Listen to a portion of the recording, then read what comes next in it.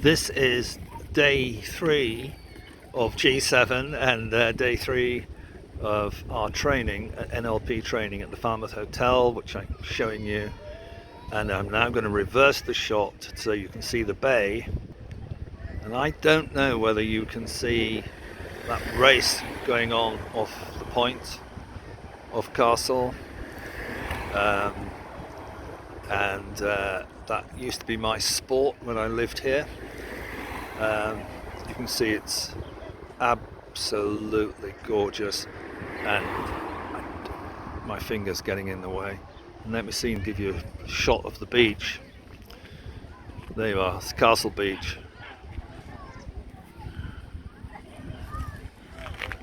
Which is directly opposite the hotel. It's quite narrow here, so the water comes in really tight, and it goes down to the other end.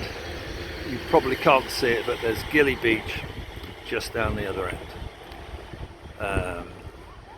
And this is the venue for our zpsa.co.uk